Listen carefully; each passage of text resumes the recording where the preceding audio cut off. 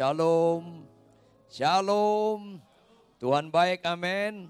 Ya, saudara yang kekasih, ketika kita ikut Yesus, ketika bertobat lahir baru, sekali lagi saya ingatkan, itu bukan finish. Itu bukan apa? Itu bukan apa? Itu bukan finish. Tapi itu apa? Itu start. Itu apa? Start. Mulai. Ketika kita ikut Yesus, jangan lupa Yesus yang kita ikuti jauh lebih banyak gak cocok dengan kita daripada cocok. Jangan lupa itu. Apa-apa? Yesus yang kita ikuti jauh lebih banyak gak cocok dengan kita daripada cocok. Sedangkan dunia yang kita tinggalkan jauh lebih banyak cocok dengan kita daripada gak cocok. Ini perlu dipahami pengajaran-pengajaran yang mendasar ini. Makanya ketika ikut Yesus kita, Yesus dengan jujur berkata, barang siapa ikut aku, dia harus pertama apa? Harus sangkal dirinya. Termasuk sangkal apanya? Konsep-konsepnya. Termasuk apa? Tata nilainya. Termasuk apa? Paradigma, worldview-nya, tujuan hidupnya. Bahwa pusat hidup ini bukan diri kita, tapi Yesus. Katakan amin. Ini penting sekali. Makanya ketika ikut Yesus kita, karena apa? Sekali lagi, Yesus yang kita ikuti jauh lebih banyak nggak cocok dengan kita. Ketika Yesus berkata, kalau anakmu sakit kau doakan sembuh, itu cocok. Ketika usahamu ada resesi, tantangan, tetap eksis, itu cocok. Tapi perlu kita ketahui, Yesus yang menyembuhkan penyakit kita, Yesus yang menyembuhkan anak-anak kita, Yesus yang memberikan kecukupan bagi kita, Yesus yang sama berkata, bacalah Alkitab setiap hari, mulai nggak cocok. Benar bukan? Banyak orang Kristen kurang jujur. Tolong tersinggung Anda di sini. Baca Alkitab setiap hari, mulai nggak cocok. Belum lagi apa? Renungkan firman Tuhan siang dan malam. Kemudian bertindaklah hati sesuai dengan firman Tuhan. Mulai dengan apa? Hai suami, jangan kasar terhadap istri, mulai nggak cocok. Saya mau nggak kasar sama istri Pak Pendeta, kalau dia baik. Kalau dia nggak baik, masa saya lemah lembut? Hai istri, tunduklah kepada suamimu, mulai nggak cocok lagi. Jika ditampar pipi kiri, kasih pipi kanan, lebih nggak cocok lagi. Inilah yang harus kita kerjakan. Adapun nyanyian kita, penyembahan kita adalah bagian-bagian ibadah. Tapi ibadah yang sejati ketika terjadi proses pencocokan kita dengan firman Tuhan. Itu ibadah yang sejati. Jangan salah Anda beribadah. Makanya keberhasilan menurut manusia dengan keberhasilan menurut Allah sangat beda. Saya tanya saudara, tolong jawab kalau bisa. Tapi kalau enggak juga jawablah dalam hati. Keberhasilan seorang mahasiswa di mana? Seringkali dinilainya. Atau digelarnya, bukankah begitu? Saya bilang sama anak saya, ketika dia kuliah dapat satu nilai 9, yang lain juga ada 8, ada 9. Saya bilang, Pak saya berhasil. Oke, sekarang saya tanya, bagaimana kau peroleh angka ini? Itu yang sama saya berhasil, saya bilang. Maksud Papa, kau nyontek enggak? Nyontek Pak, enggak ada berhasil. Ada PR yang enggak kau kerjakan enggak? Ada Pak, kau enggak berhasil. Keberhasilan bukan di hasil, tapi di prosesnya. Itu keberhasilan yang seringkali nggak mengerti orang Kristen. Sehingga keberhasilan orang Kristen ketika anaknya sarjana, juara 1, prosesnya bagaimana dia nggak tahu. Sehingga banyak orang Kristen keberhasilan dunia dia adopsi. Sehingga banyak orang Kristen menganggap berhasil ketika kaya. Maafkan saya, Anda kaya saya nggak anggap berhasil. Saya mau tanya, proses kekayaan Anda dari mana? Itu yang perlu kita perhatikan. Seringkali kita nggak memperhatikan. Dari mana kekayaan Anda? Korupsi kah? Anda suap pejabat sehingga Anda dapat proyek? Itu perlu kita renungkan. Supaya kita Kristen sejati atau palsu kita ini semua. Maafkan saya kalau telinga Anda agak merah kalau khotbah seperti ini. Ya, mari kita buka Alkitab kita. Matius pasal 6 ayat 33. Matius pasal 6 ayat 33. Mari kita dengan cermat memperhatikan firman Tuhan. Matius pasal 6 ayat 33.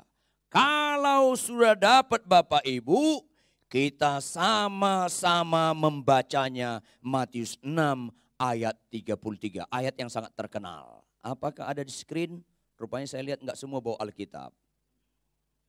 Mungkin Alkitabnya kelupaan di bawah. Atau Alkitabnya segede hotel mungkin sulit di bawah. Ya. Matius 6 ayat 33. Ada di layar? Enggak ada, operator? Oke. Kalau ada, kita sama-sama baca. Kalau enggak ada, kita sama-sama yang pegang Alkitab. Sama-sama baca. Ini ayat yang sangat terkenal. Sama-sama kita baca. 1, 2, ya. Tetapi carilah dahulu kerajaan Allah dan kebenarannya. Maka sekarang coba Anda perhatikan dengan tenang dan teliti. Di mana keberhasilan kita dalam ayat ini? Lihat lebih mudah mana bagian kita, mana bagian Allah. Lebih mudah lagi saya tanya Anda, berapa kata kerja di situ? Nah, itu ada di layar. Kata kerjanya apa? Carilah dahulu kerajaan Allah dan cari dahulu kebenarannya. Kata cari dahulu itu berlaku kepada kerajaan Allah dan kebenarannya. Cari dahulu kerajaan Allah dan cari dahulu kebenarannya. Maka semuanya itu akan ditambahkan kepadamu. Ditambahkan oleh siapa? Tuhan. Itu bagian Allah. Jadi keberhasilan Anda bukan ketika semua ditambahkan. Tetapi ketika bagian Anda nggak kerjakan. Anda melakukan cari kerajaan Allah enggak? Anda melakukan kebenaran enggak? Itu keberhasilan. Saya bilang sama anak saya, waktu itu dia masih SMA. Dia mata kuliahnya, mata pelajarannya kimia. Dia bilang, Pak, ini soalnya ada 5 Pak. Semuanya benar, kenapa bukan 10? Guru saya buat nilainya 7. Coba teliti. Kebetulan istri saya sarjana teknik kimia. Tolong teliti mah. Kalau saya latar belakang saya sarjana musik dengan sekolah teologi yang nggak ngerti kimia. Taunya menikmati hasil kimia saja lah. Ya, istri saya lihat. Oh ya benar-benar. Sekarang benar semua. Jadi nilai berapa? 10. Kok guru saya nilai 7? Saya ingatkan sama kamu, saya bilang. Yang memberi nilai itu guru. Tapi sesungguhnya biar guru kasih ke 7, sesungguhnya kau 10. Ketangkap maksud saya? Ketangkap maksud saya? Biarpun guru kasih nilai kau 4, kalau kau betul semua, kau sebenarnya 10. Sesungguhnya, yang ngeri, kau kerjakan 5, benar 3, guru salah nulis, nilainya 10. Saya bilang, Pak aku 10, salah enggak? Salah sih 2, tapi guru enggak tahu, berarti kau gagal. Tapi 10 Pak, 10 guru salah kasih nilai, kau salah tetap. Ini seringkali kita enggak ngerti. Sehingga ada anak karena hasil, ada orang tua karena hasil yang menurut ukuran manusia itu berhasil. Dia enggak lihat bagaimana prosesnya. Maka bagian kita Bapak Ibu cari dahulu ke kerajaan Allah dan kebenarannya. Ini bagian kita berhasil. Bukan soal kau kaya kau berhasil, tapi prosesnya benar enggak ketika kau kaya? Itu yang paling penting. Ada enggak orang enggak percaya kepada Yesus? Kaya banget. Tidak sedikit Bapak Ibu. Jangan pura-pura enggak tahu kalian. Ya. Ada enggak orang enggak percaya kepada Yesus? Dia sakit terus didoakan dalam agama lain. Sembuh. Ada enggak? Ada. Lu ini benar Bapak Ibu. Apakah sembuh berhasil? Maafkan sama saya. Saya bukan sembuh berhasil. Tapi prosesnya yang paling penting sama saya. Ini Tuhan kendaki sama kita Bapak Ibu. Makanya saya khotbah di sini. Saya bukan berhasil ketika saya khotbah. Anda ngerti? Bukan itu keberhasilan saya. Benar enggak saya khotbah ini? Saya baca Alkitab tiap hari. Benar enggak saya khotbah ini? Saya benar-benar menerapkan khotbah ini dalam hidup saya. Itu jauh lebih penting daripada sekedar saya dari teknik berkhotbahnya bagus. Prosesnya yang penting kita lihat. Ada enggak orang khotbah bagus tapi tetap kasar sama istrinya? Ada enggak? Banyak Bapak Ibu. Ini seringkali kita enggak ngerti. Orang bisa kita bohongi, Tuhan enggak bisa kita bohongi. Ini penting sekali kita pahami. Sehingga banyak orang merasa berhasil ketika permukaan dilihat, dalamnya lain. Ada direktur utama satu bank, berhasil dia. Dalam banknya, tapi dia kawin cerai. Buka cabang dia istrinya di mana-mana. Ini kan ngeri. Ya, karena seringkali kita nilai materi lebih tinggi daripada nilai moral. Ini bahaya sekali. Sehingga dalam keluarga saya, dalam keluarga Batak lah, bisa juga di keluarga Tionghoa, keluarga Jawa, Manado pada umumnya. Dan kalau keluarga kami kumpul, yang punya duit paling boleh ngomong. Yang nggak punya duit, diam kau sana. Waduh, padahal dia jujur hidupnya. Rendah hati, hormat sama orang, penuh kasih.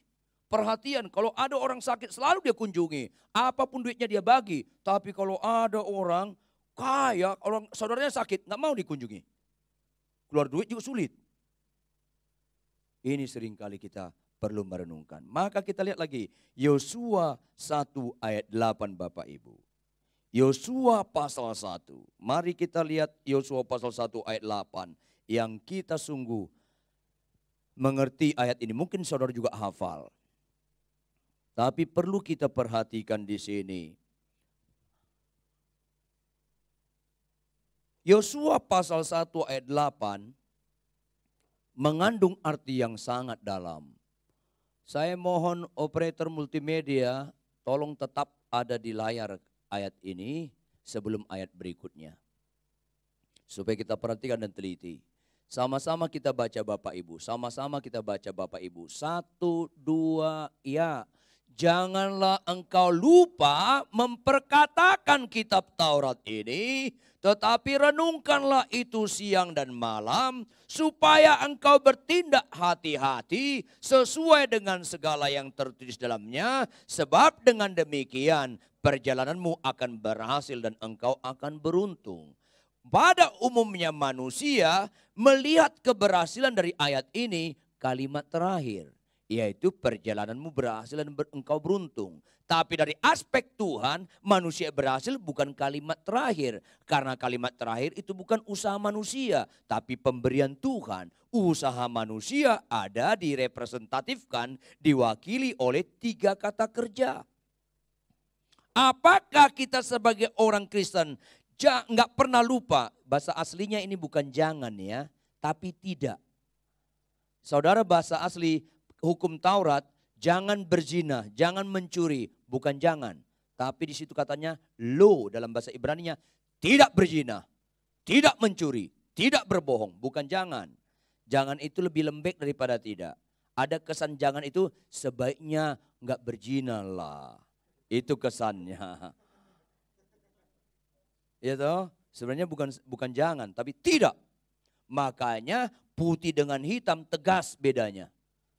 Mana ada area abu-abu? Kalau putih-putih lah, kalau hitam-hitam lah. Tidak berzina, tidak mencuri, tidak berbohong. Itu seharusnya.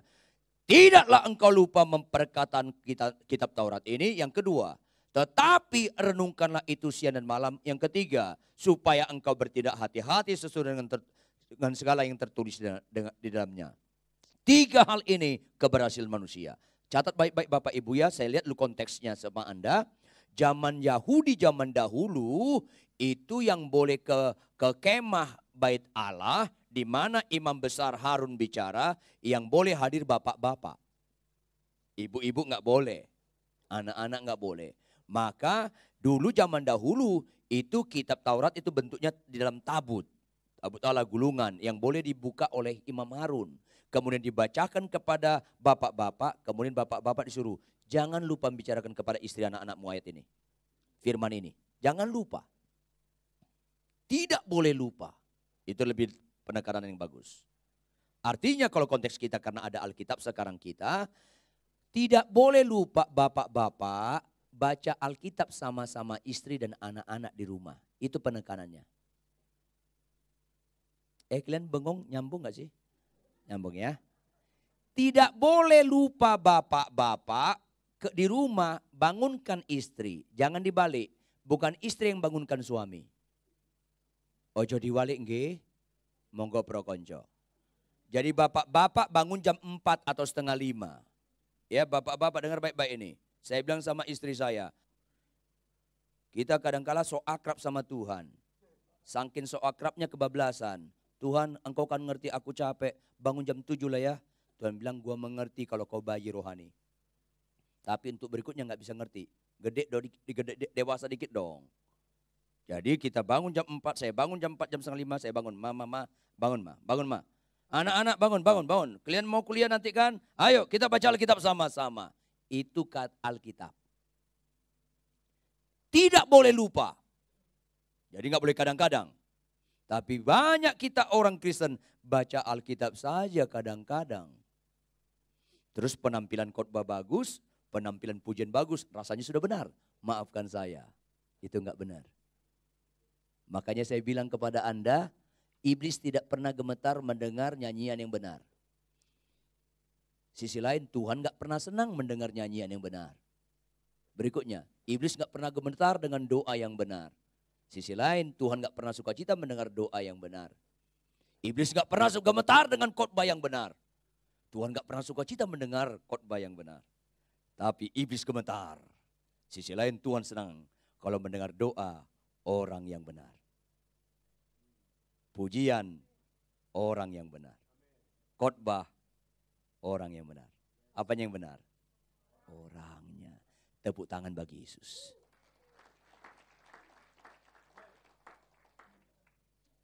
Sudah tepuk tangan? Praktek. Itu yang penting sama saya. Kadang-kadang di gereja tepuk tangan, amin, haleluya. Rasanya sudah lakukan. Belum, itu baru tepuk tangan. Pulang praktek. Itu yang paling penting. Supaya jangan kita punya pemahaman yang benar, tapi bukan orangnya yang benar.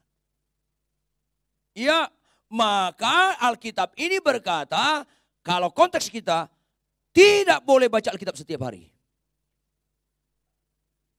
Ini bagian kita.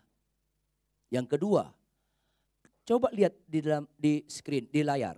Lihat di layar. Janganlah engkau lupa memperkatakan kitab Taurat ini. Berikutnya katanya apa? Tetapi. Kenapa tetapi? Bukan dan. Dan renungkanlah itu siang dan malam. Kenapa tetapi? Bukan dan. Ini perlu kita teliti. Tahu arti tetapi? Menghubungkan dua kalimat yang berlawanan. Sehingga kalimat pertama batal. Itu kata tetapi. Contoh, sederhana saja. Bapak itu ganteng loh. Positif atau negatif? Positif lah. Tapi berikutnya pasti apa? Pasti negatif. Pasti negatif. Dan kalimat yang positif ini jadi batal. Nyambung gak sih kalian? Nyambung ya. Bapak itu ganteng loh. Tapi ganas. Gantengnya jadi hilang. Yang naik ke permukaan apa? Ganas. Ngerti maksud saya? Kata tetapi di sini artinya, kalau kita baca Alkitab, nggak merenungkannya siang dan malam, yang terjadi apa? Lebih jahat daripada sebelum bertobat. Maafkan saya. Karena banyak orang Kristen lahir baru, baca Alkitab tiap hari tapi tidak merenungkan, akhirnya dia datang menghakimi. Lu berdosa lu, lu berdosa lu, lu dosa lu, lu dosa lu, lu dosa. Rasanya dia sudah di langit ke-7. Di sekitarnya neraka semua. Ini bahaya sekali. Ini Pak, tahu nggak merenungkan siang dan malam? Jadi dari aspek kuantitas waktu, mana lebih banyak waktu tersita, waktu membaca Alkitab atau merenungkannya? Mana waktu banyak tersita? Di merenungkannya. Merenungkanlah kapan? Berarti pagi sore enggak? Siang malam itu artinya representatif terang dan gelap. Ya, jangan pura-pura enggak tahu kalian. Kalau pagi sore enggak, kata Alkitab gitu. Bukan itu, maksudnya setiap saat. Tahu enggak arti merenungkan dalam bahasa aslinya? Bahasa asli merenungkan itu adalah khotbahlah untuk diri sendiri. Itu arti merenungkan. Maka khotbah yang berkenan di hadapan Tuhan adalah hasil khotbah untuk diri sendiri. Itu berkenan.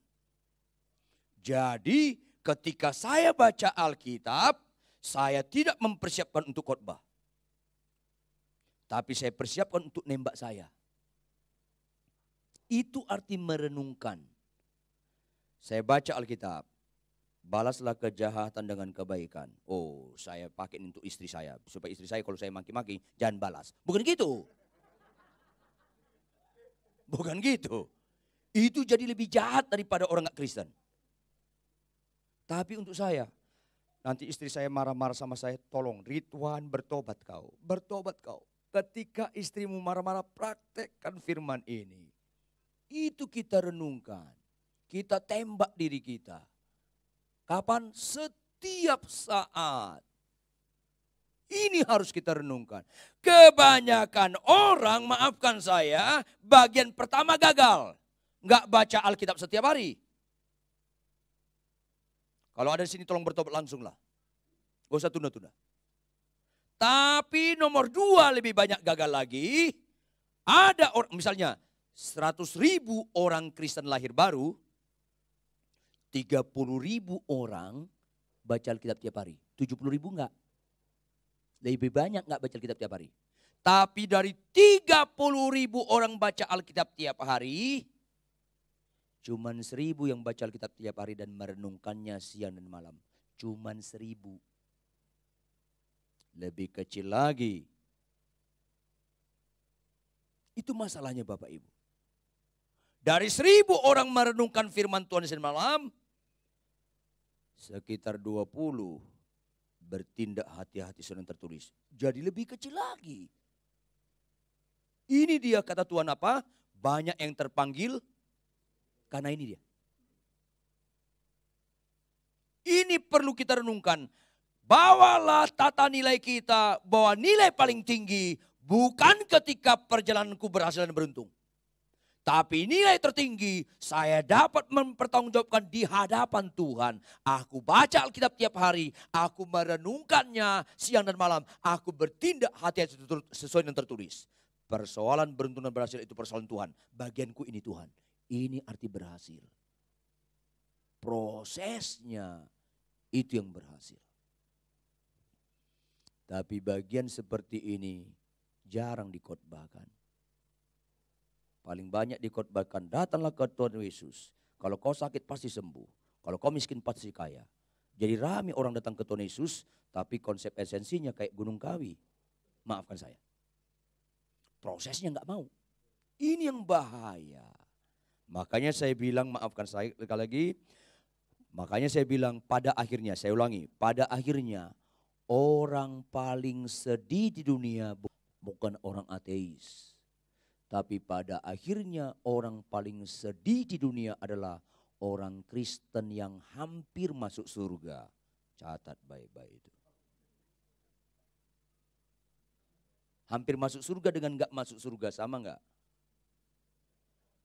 Sama enggak masuk surganya, tapi lebih sedih daripada yang hampir daripada yang enggak masuk surga. Lebih sedih yang hampir. Ngerti kan? Saya waktu itu khotbah ke Mesir. Nggak ada masalah. Tapi misalnya ketika saya keluarkan mobil sama supir saya keluar. Begitu saya mau tutup gerbang mau naik mobil, ketemu tukang sayur komplek perumahan saya. Om mau kemana om? Kok rapi banget om? Om mau ke Mesir. Nge Mesir ngapain om? Ada tugas gereja. Oh gitu ya om. Jauh nggak Mesir? Oh jauh. Berapa jam naik mobil om? Nggak bisa naik mobil. Loh ini om naik mobil? Om mau diantar ke bandara saya. Oh naik pesawat om? Iya. Berapa jam om? Ya total ikut transit sekitar 10 jam. Jauh banget om. Ya. Ongkosnya berapa om? Ya sekitar 10 juta. Gede banget ongkos doang. Waduh gede banget om. 10 juta untuk saya ngontrak rumah aja udah lama itu om. Terus saya tanya, mau ikut ke Mesir enggak? Enggak om. Berarti tukang sayur itu pasti tidak ke Mesir. Kata enggak maksud saya? Kemudian saya dibawa ke bandara Terminal 2. Saya saat itu mau naik Emirates. Terus kemudian saya kasih tiket, saya kasih paspor. Rupanya misalnya, waktu itu saya nggak ada masalah. Tapi misalnya ada masalah, Pak Bapak nggak bisa terbang. Loh kenapa? Bapak ada masalah di paspor Bapak. Loh jadi Bapak nggak bisa? Usahakan dong, saya sudah beli tiket nih, saya ada tugas nih. Nggak bisa Pak. Akhirnya saya pulang senyum atau kecewa? Kecewa lah. Kalau senyum berarti udah terlalu stres itu namanya. Iyalah, kena saraf itu dah. Saya pulang, ada rasa jengkel saya, gak jadi deh berangkat. Uang tiket 10 juta hilang dah. Terus supir saya sampai di gerbang, mau turun dia. Jangan turun, biar saya yang buka. Saya buka misalnya, dia masuk, ketemu tukang sayur tadi lagi. Loh om, Mesir dekat Bekasi ya om. Lu jangan ngeledek lu. Jengkel saya. Lah om bilang jauh udah pulang. Enggak, saya hampir ke Mesir. Jujur, mana lebih sedih? Saya atau dia? Saya. Sama-sama kami nggak ke Mesir, tapi lebih sedih saya. Karena saya hampir. Dan pura-pura nggak tahu kalian. Sekarang saya tanya, ada nggak orang ke gereja masuk neraka? Nggak sedikit. Ada nggak pendeta masuk neraka? Saya dosen teologi. Ada nggak murid Rituan masuk neraka? Bisa ada. Jangankan murid Rituan Utabarat, murid Tuhan Yesus saya masuk neraka ada. Profesor Doktor Teologi Yudas Iskariot. Jangan pura-pura nggak tahu kalian. Ini kebenaran masalahnya. Ada. Makanya jangan heran saudara, ketika siapapun agamanya nggak percaya kepada Yesus, ketika masuk neraka dia kecewa. Tuhan, betapa menderitanya neraka ini. Ada kecewa sama dia. Tapi ada titik di mana mereka menerima. Walaupun tetap perih di neraka, ada titik menerima. Apa katanya? Tapi setelah kami mengerti, memang kau Tuhan, aku gak percaya, pantaslah aku ke neraka. Ada titik di situ. Karena semua mulut akan mengaku Yesus Tuhan. Termasuk orang dalam neraka. Tapi expire pengakuannya. Kadaluarsa. Lagi begitu, tiba-tiba dilihatnya orang Kristen neraka. Lu Kristen, kok masuk neraka? Iya. Lu Yesus kan Tuhan lu? Iya. Lu kenapa masuk neraka? Kita beda tempat ibadah. Beda kita. Beda kita. Tapi kau pembohong, aku juga pembohong. Kau ngelawan suami, aku juga kata ibu-ibu Kristen neraka, aku juga ngelawan suami. Kau maki-maki istrimu, aku juga maki-maki istri. Kau korupsi, aku juga korupsi. Jadi bedanya kita di mana? Di casing. Ya, itu masalahnya. Kenapa? Orang Kristen banyak, benarnya di kegiatan agamanya, benarnya di metode ibadahnya. Esensinya nggak berubah. Ini yang bahaya Bapak Ibu.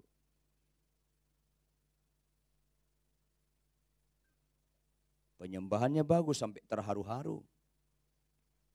Ada jemaat saya, bapak-bapak asal menyembah. Gemetar-gemetar tangannya.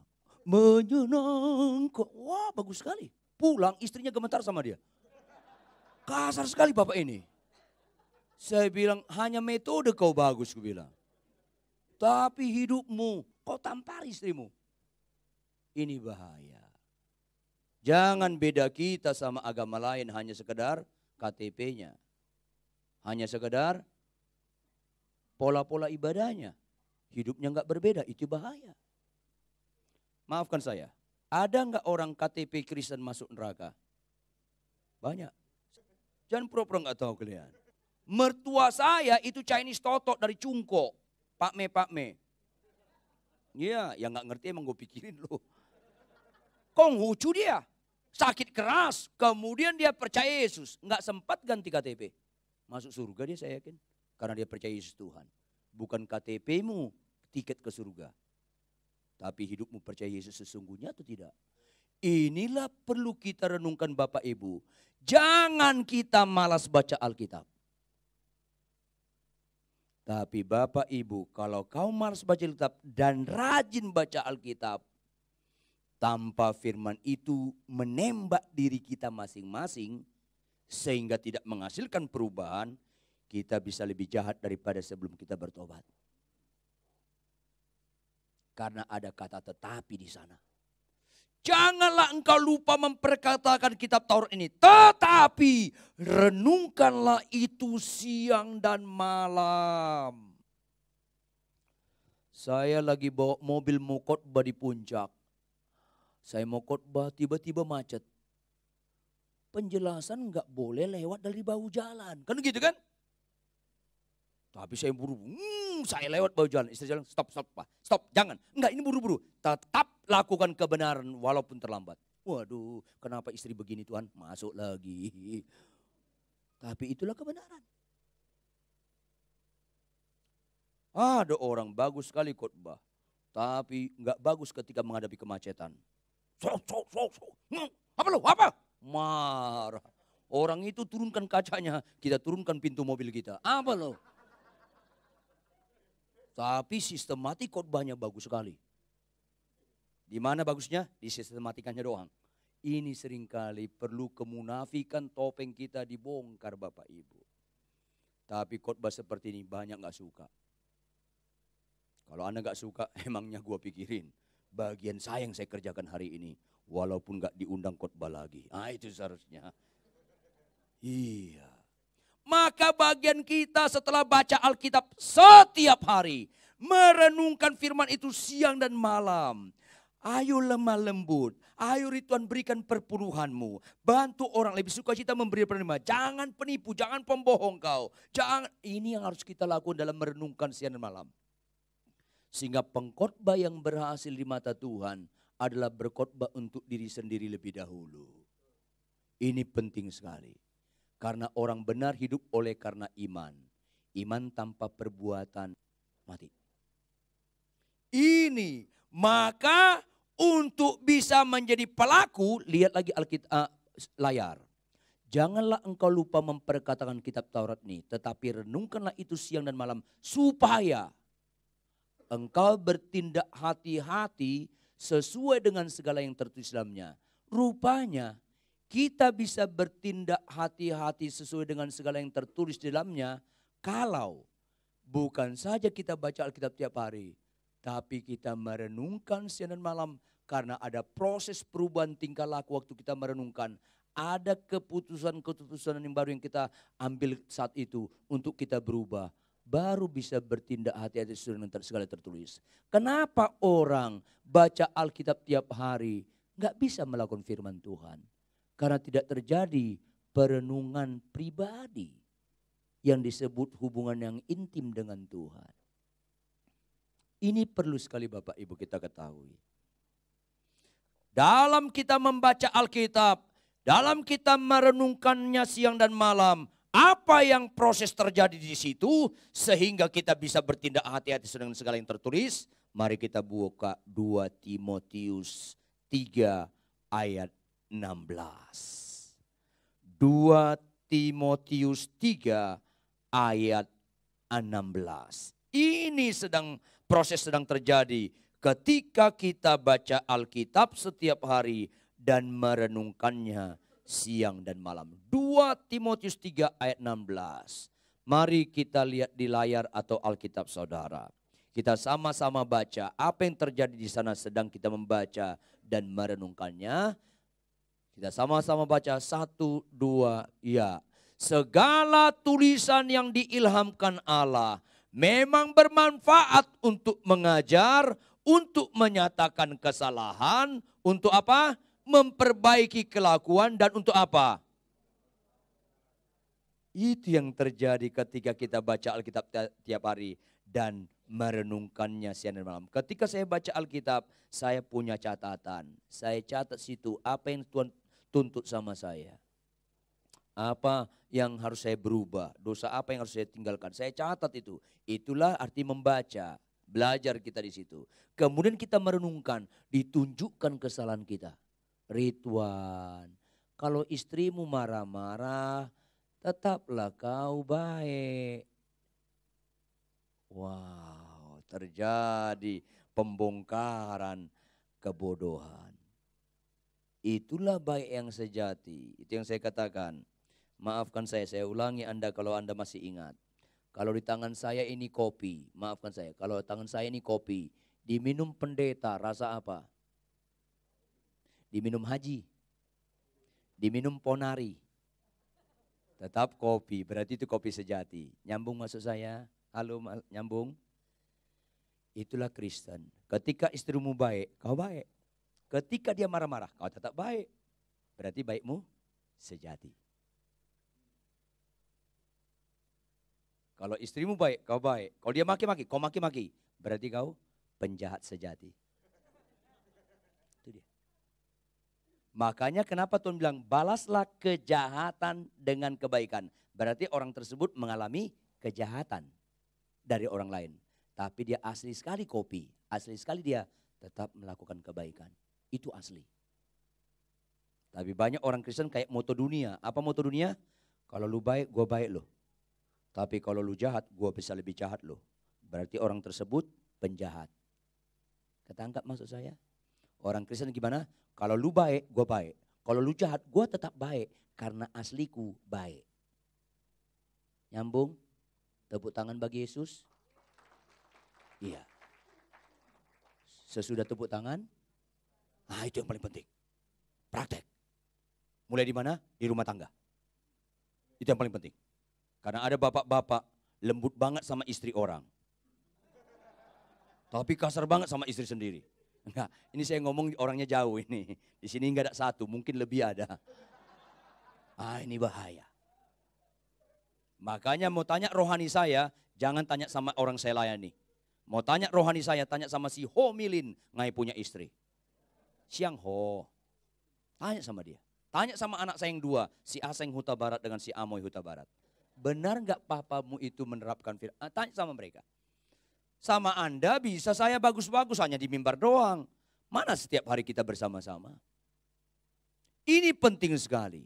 Supaya terjadi perubahan orang Kristen. Sehingga orang itu Kristen yang benar. Yang menyatakan dia pengikut Kristus yang benar. Orang itu harus baca Alkitab tiap hari. Merenungkannya, ketika itu harus terjadi proses pembelajaran. Terjadi proses ditunjukkan kesalahan kita. Terjadi proses diperbaiki kelakuan kita. Terjadi proses dididik kita jadi orang benar. Benar jadi suami terhadap istri. Jangan suami terhadap istri orang. Terhadap istri kita benar. Jadi benar kita di perusahaan. Kalau ada di sini kuliah, jadilah benar kau kuliah. Jangan pernah terlambat kuliah. Jangan pernah terlambat ke kantor. Jadi benar. Kalau begitu, bukankah dasar Tuhan berkata, kamu jadi terang dan garam itu sangat kuat dasarnya. Karena kita punya teladan kehidupan di atas rata-rata. Ini yang harus kita kerjakan Bapak Ibu. Maka kita bertanya pada diri kita, benar enggak kita lebih menuntut diri kita daripada menuntut orang lain? Mau enggak kita belajar, Ridwan kau jadi suami yang benar. Jangan tunjuk, lu jadi istri yang benar. Bukan, ini nunjuk kita lebih dahulu. Itu Kristen yang benar. Jangan tunjuk, kau jadi jemaat yang benar ya. Tunjuklah kau jadi gembala yang benar. Baru Kristen yang benar kita. Ini yang harus terjadi dalam kekristenan yang sejati. Benar kita bayar pajak, jangan punya buku ganda. Benar kita jadi penduduk masyarakat. Kalau kau tinggal di mana, ayo dong, jangan eksklusif dong. Saya tinggal di Cinere, saya bilang sama anak istri saya, kalau ada kerja gotong royong di Cinere kita kerja. Kalau hari Minggu kita hari Sabtu kita kerjakan. Parit orang pun kita rapiin, kita bersihkan. Iya. Beberapa haji di Cinere asal ada masalah, bilang apa? Kalau ada masalah datang ke pendeta itu. Haji menyuruh ke pendeta. Karena teladan hidup yang harus ada kesaksian yang jelas. Diuji oleh waktu, bukan hanya 1-2 hari. Tahunan kita teruji, memang kita jadi teladan bagi masyarakat itu. Terlepas apapun agamanya. Ini harus konsisten kita lakukan Bapak Ibu. Supaya jangan Kristen kita Kristen hari Minggu doang. Supaya jangan Kristen kita hanya Kristen di dalam metode-metode atau kegiatan ibadah doang. Tapi kehidupan sehari-hari gak ada beda kita dengan agama lain. Berarti apa tadi? Kitalah Kristen yang paling manusia yang paling sedih di dunia, itu Kristen hampir masuk surga. Apa tadi? Perbedaan kita dengan dia hanya di casing doang. Tapi hakikatnya sama. Ini yang ngeri. Tetapi dengan kuasa Roh Kudus yang turun atas kita, membuat kita berubah. Karena Roh Kudus berkuasa untuk menginsafkan kita akan dosa, iblis gak bisa menginsafkan kita akan dosa. Maka orang Kristen jijik terhadap dosa. Menginsafkan kita akan kebenaran karena Yesus sudah naik ke surga. Artinya standar kebenaran udah ditinggalkan Yesus bagi kita. Maka kita harus jadi Kristus dalam pengertian tingkah laku kita seperti Yesus. Karakter kita seperti Yesus. Karena Yesus sudah berangkat ke surga, kau sekarang bagiannya. Dan aku sudah berdiam dalam dirimu untuk berubah. Maka kita punya standar kebenaran yang tinggi oleh karena kuasa Roh Kudus. Hidup kita benar. Dan Roh Kudus menginsafkan kita akan penghakiman.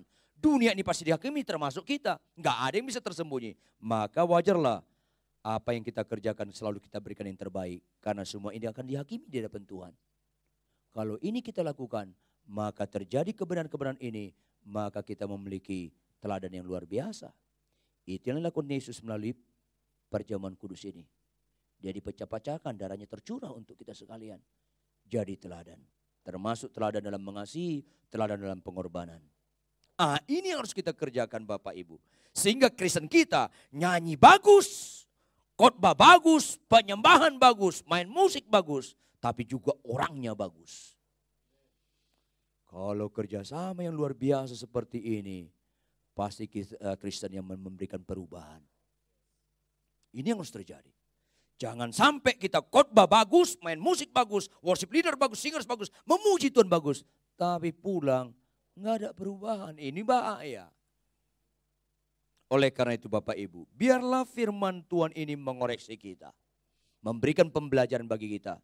Biarlah berikan keleluasan Roh Kudus menunjukkan kesalahan kita. Apakah kita penipu, apakah kita pemalas, apakah kita berzina, apakah kita onani masturbasi, apakah kita pembohong, apakah kita tinggi hati. Biar dibongkarlah kesalahan kita. Tunjukkanlah Tuhan, bongkarlah dan bebaskan aku dari itu. Supaya aku menjadi orang yang benar dalam hidup ini. Itulah kuasa yang gak pernah produk dari setan. Kalau sakit sembuh, iblis bisa lakukan. Miskin kaya, gunung kawi juga bisa lakukan.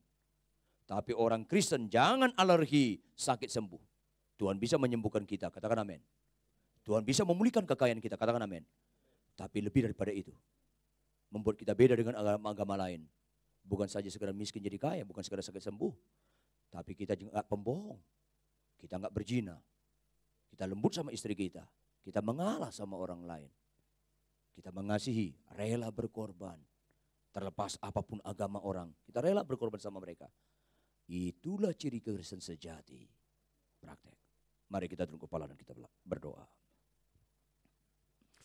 Bapa kami di surga, kami sangat bersyukur untuk kebenaran firman-Mu Tuhan. Tuhan, ubahlah konsep-konsep kami. Ubahlah paradigma kami. Ubahlah tata nilai kami. Sehingga pendekatan kami kepada Tuhan Yesus bukan sekedar ibadahnya bagus. Bukan sekedar kami angkat tangan dan menyembah Tuhan bagus. Itu semuanya baik. Tapi bukankah akhirnya itu menyakiti Tuhan. Kalau kami pulang, kami tetap pembohong. Kami pulang tetap malas baca Alkitab. Kami pulang tetap suka marah-marah, maki-maki istri kami melawan suami. Tuhan, ubahkan hati kami Tuhan. Supaya Kristen kami adalah Kristen yang holistik, yang utuh.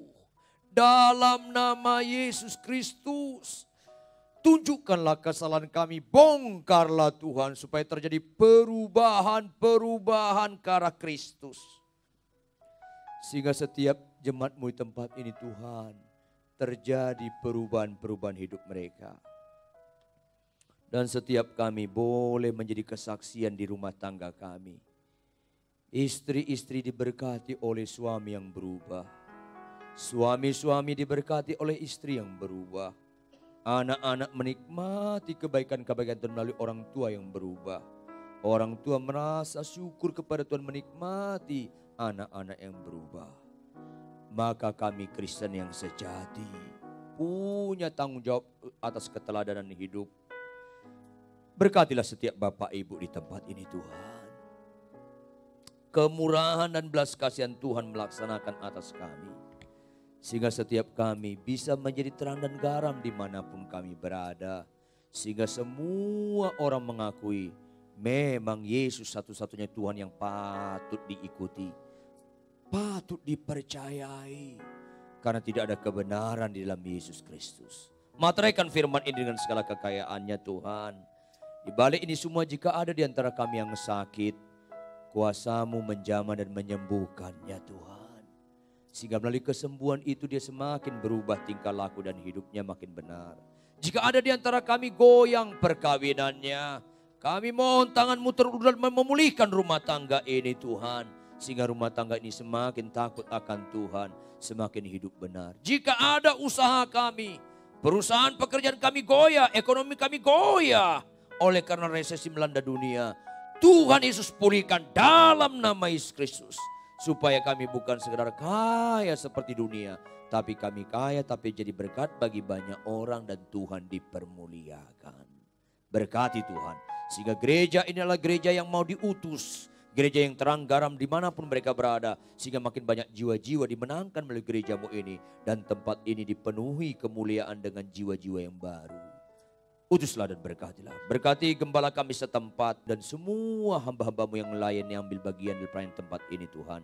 Worship leaders Tuhan, singers, pemain musik, penanggung jawab multimedia, soundman, kolektan, asar, guru sekolah minggu, sekretariat. Berkatilah mereka semua Tuhan. Ingatkan mereka tidak ada yang sia-sia dalam melayani Tuhan. Engkaulah segala-galanya. Dalam Kristus Yesus kami sungguh berdoa. Haleluya. Yang percaya dan berkati katakan, beri sorak-sorai bagi Tuhan.